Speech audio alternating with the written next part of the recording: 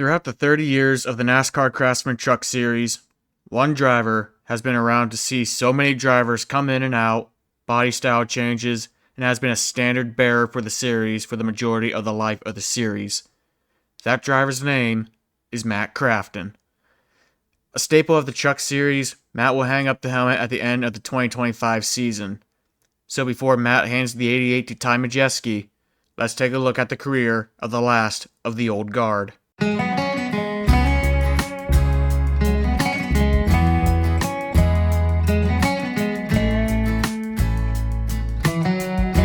Matt Crafton was raised in Tulare, California, and started racing go-karts at age 7, winning multiple championships. Matt would also race mini sprints and midgets growing up until 1996. In 3 races in the Featherlight Southwest Series, Matt's father, Danny Crafton, was injured in a crash and tabbed Matt to fill in. After Matt's races, Danny would retire and Matt would go on to drive their number 46 car. In 1998, Matt would score his first win of his Southwest career at Cahoon Speedway, leading all 100 laps after starting on pole. Matt would score another win in 1999, and in 2000, Matt would win 2 races and would go on to claim the Southwest Tour Championship. In 2000, Matt would also make his national debut, making his debut in the season finale of the NASCAR Craftsman Truck Series at California Speedway, driving for Sealmaster Racing, who would eventually become ThorSport Racing. Matt would start 17th and would finish 9th. Pretty solid debut. That race would set the stage for 2001, as Matt would run full-time in the 88 for Sealmaster. The 2001 season starts a little slow. 3 finishes outside the top 25 to start the season puts them in a hole. However, a 6th place at Martinsville will help bring the team back up on track. That 6th at Martinsville and again at Pikes Peak will be Matt's best finish of 2001, as he had 11 top 10s and a 16.4 average finish and would end up 12th in the points. 2002 comes and we see the start of Matt's relationship with longtime sponsor, Menards. However, that Menards money couldn't save him from the sophomore slump. Matt would only have 6 top 10s with a best finish of 7th at Texas and would end the season 15th in points with a 7.8 average finish. The team bounces back in 2003, as Matt would sort of mimic his 2001 stats.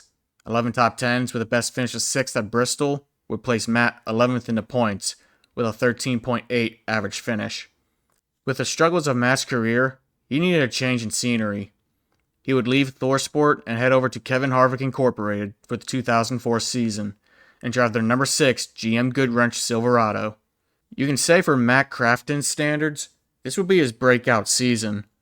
Matt would score his best finish of his career of 3rd twice and have 6 top 5s that season, along with 17 top 10s. Matt would end up finishing 5th in points that year with a 10.8 average finish. But even with those numbers, Matt couldn't keep his spot at KHI, as he would lose his spot to Ron Hornaday. With that, Matt would head back to ThorSport and drive his 88 Menards truck again for 2005, and they would have their struggles. Matt would only score 2 top 5s, with a 4th at IRP being his best finish, and 10 top 10s on the season, ending the year 9th in points. 2006 would lead to improvement as Matt would score 4 top 5s with a best finish of 3rd twice and 10 top 10s that season.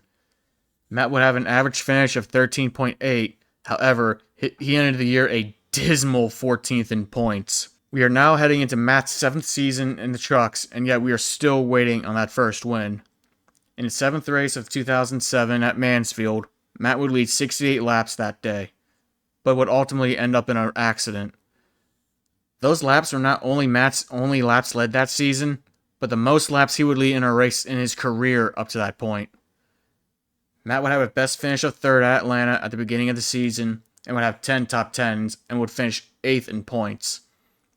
2008 comes and now the question is when. When is Matt going to come through and get that first win?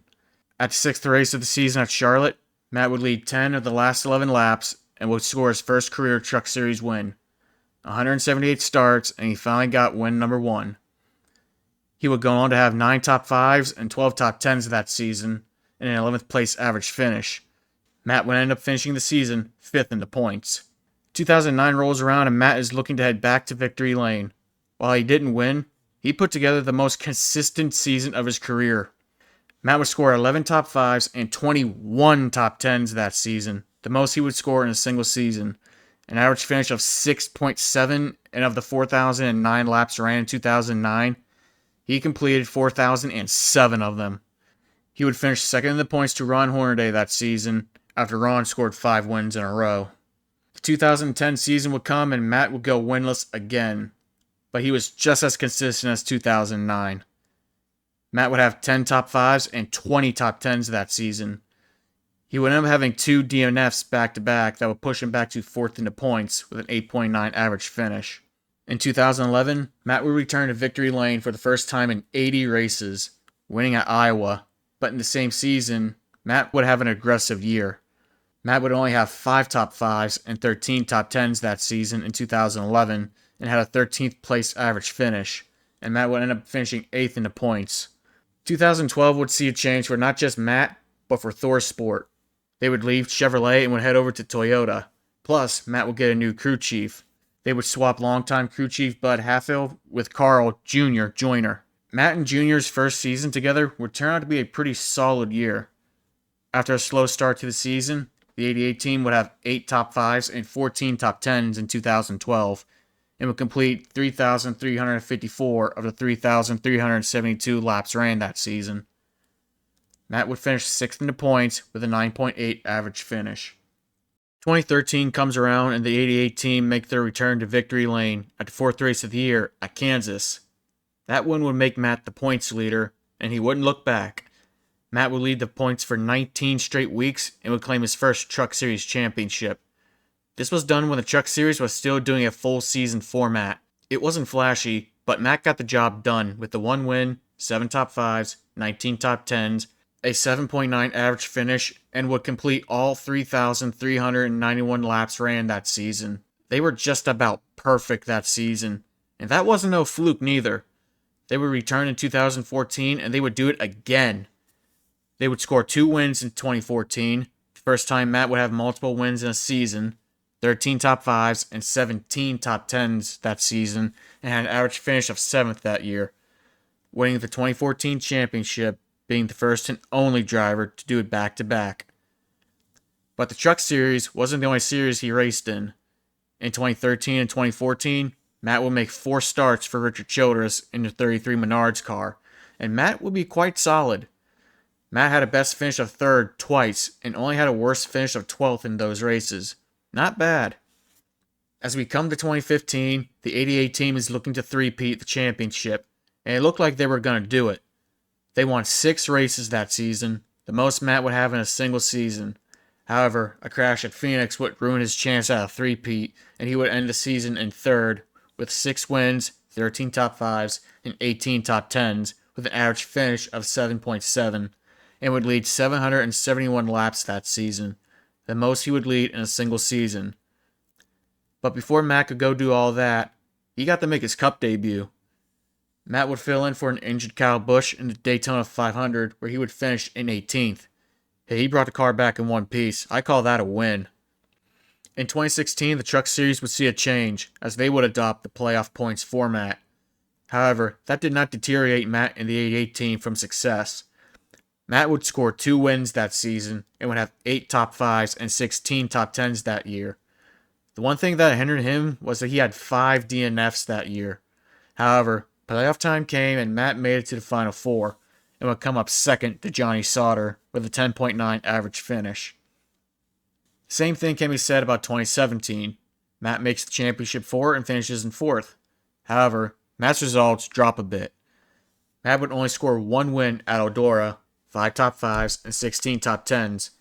He did have a better average finish, as that was 9.3, since he only had 3 DNFs that season. We now move on to 2018, and it ends up being a bit of a disappointment for the 88 team. They go winless for the first time since 2012, and they fail to make the Final 4. This happens as the team switches from Toyota to Ford. Matt would have 7 top 5s and 13 top 10s. It's not terrible, but to go to a new manufacturer and not win is disappointing. Matt would finish the season 6th in points with an 11.2 average finish. We now head to 2019 and Matt once again makes the playoffs. However, his playoff run was almost cut short. In the final race in the round of 8 at Las Vegas, Matt loses an engine early in the race, after his teammate Grant Enfinger loses an engine, and his other teammate Johnny Sauter lost one the same time Matt did. The misfortunes of his teammates saved Matt's championship hopes, and he would make it to the round of 6. Matt would make it into the championship round after beating Austin Hill for the final spot at Phoenix. And going into Homestead, Matt was the underdog.